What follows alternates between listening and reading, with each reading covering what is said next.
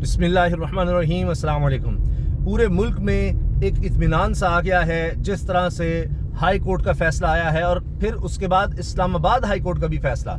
पहले Lahore high court का फ़ैसला आप देखिए कि सुबह 10 बजे तक अब कोई ऑपरेशन नहीं हो सकता, उसी से इत्मीनान हो गया है पूरे मुल्क में। और अब ज़मान पार्क में भी सूरत हाल बहुत ज़्यादा पुरसुकून है। जो हमने पिछले तकरीबन 1.5-2 दिन में देखा उसका अगर मवाजना किया जाए बहुत पुरसुकून है। और दूसरी तरफ पूरे मुल्क में इत्मीनान है कि इंशाल्लाह अब ऐसी सूरत हाल दोबारा नहीं होगी।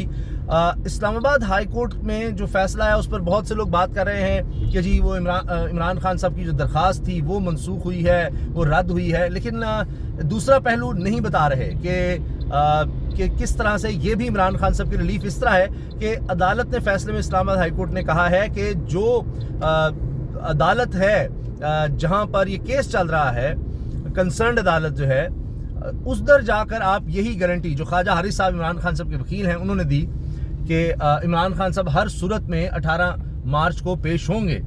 अब ये मुतल्लका अदालत में आप जाकर ये गारंटी दें और फिर अदालत वो फैसला उसके मुताबिक करे।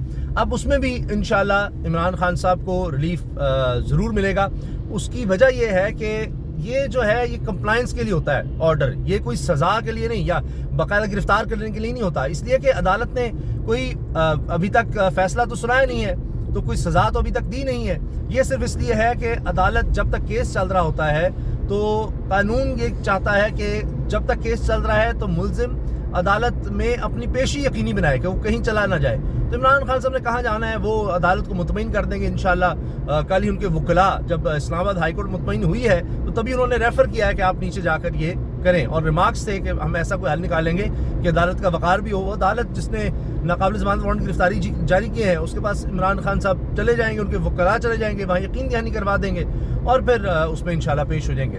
तो लगता है कि ये जो एक बड़ा तूफ़ान पैदा किया गया, हिजान पैदा किया गया, मुल्क की इतनी बदनामी हुई, इतना आप देखिए तशद्दुद किया गया और इतना फिर प्रेशर हुकूमत पर आया, ये भी हुकूमत को एक शिकस्त फाश हुई है ये सारा जिस तरह से मामला हुआ। अब इसमें एक बड़ा डिसाइसिव रोल आखिर में नज़र आया एक ख़ास ग्रुप का, एक ख़ास दस्ते का, और वो जमात, वो ग्रुप कौन है उस पर हम बात करेंगे इस वीडियो में। वो ग्रुप है जनाब वकला का। आप देखिए इस पर मीडिया ने ज़्यादा तवज्जो नहीं दी। जब लाहौर हाई कोर्ट में मामला चल रहा था, ये हेयरिंग हो रही थी कि ये सारा कुछ जो हो रहा है और ये इमरान खान साहब के वकला दरख्वास्त लेकर गए, तो उसमें ये नहीं था कि इमरान खान साहब के लिए है कि जी उनको रिलीफ दे दिया जाए, उनको गिरफ्तार न किया जाए।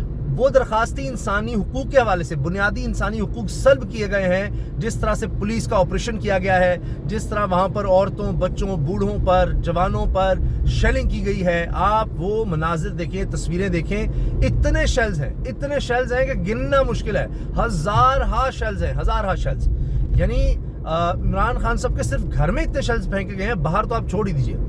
अब जब ये मामला होता है तो उस वक्त वकला की लाहौर हाई कोर्ट की बॉडी, जो कि एशिया की सबसे बड़ा बार समझ जाती है एक लिहाज से, लाहौर हाई कोर्ट बार, जितने भी लाहौर हाई कोर्ट के बार के मेंबर हैं वकला, उनकी यानी बॉडी का वहाँ पर एक उनका इजलास होता है, बड़ा अहम इजलास, और ये पहला इजलास है इलेक्शंस के बाद। और आप जानते हैं कि इसमें वो ग्रुप जीता है जिसको इमरान खान साहब, तहरीक इंसाफ सपोर्ट कर रहे थे, और वो ग्रुप हारा है जो कि जो पीडीएम है जिसकी सपोर्ट कर रही थी। पीडीएम का जो ग्रुप था पूरे का पूरा वो हारा, जिसमें मौजूदा वज़ीर कानून आज़म नज़ीर तारड़ साहब का ग्रुप है लाहौर हाई कोर्ट में, वो हारा। और ये इस तरह बहुत अरसे के बाद हुआ। हामिद खान साहब वकला में जो उनका धड़ा है, ये 2 मेन धड़े हैं, एक आसमा जहांगीर साहिबा का था, एक हामिद खान साहब। तो आसमा जहांगीर साहिबा जो हैं वो तो दुनिया से चली गई, तो उसके बाद ये आज़म नज़ीर तारड़ साहब, एहसन मून साहब, ये उसको देखते हैं। तो अब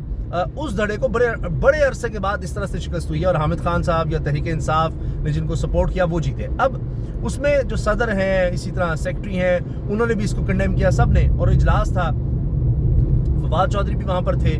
बल्कि वहाँ पर उसके बाद वकला जब ये इजलास हुआ उसमें ये बात सामने आई कि यूनानिमसली तमाम वकला ने कहा कि ये सब कुछ जो हो रहा है ये सिर्फ और सिर्फ इलेक्शन से फरार के लिए हो रहा है।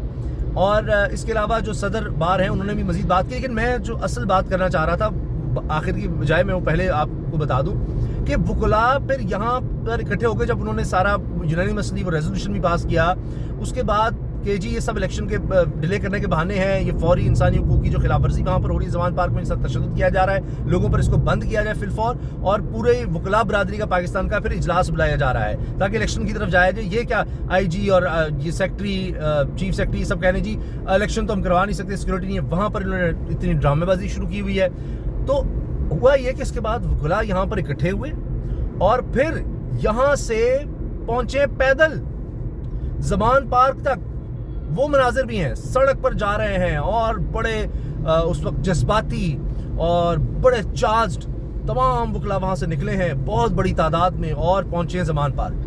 بس وہاں سے آپ یقین جانے کہانی بدل گئی۔ اس میں کوئی شک نہیں کہ 24 گھنٹے تک جو کارکن ہیں وہ جس طرح پولیس سے وہاں پر لڑتے رہے، پولیس کو آگے نہیں آنے دیا، اتنا شیلنگ اور سب ہونے کے باوجود وہ کمال تھا، پاکستان میں کبھی نہیں ہوا۔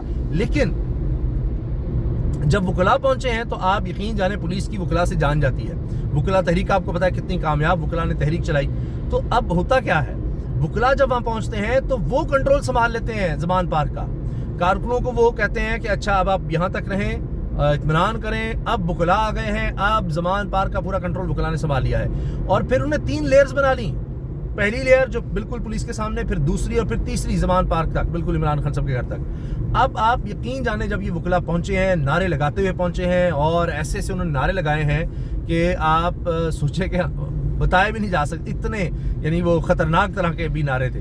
اور پھر کیا ہوا کہ پولیس وکلاء کو دیکھتے ہی پیچھے ہٹ گئی، دیکھتے ہی، وہ پہلی لیئر کو ہی کراس کیا کرنا تھا انہوں نے، فوراً ان کو سمجھ آ گئی اب گیم ہمارے ہاتھ سے نکل گئی ہے۔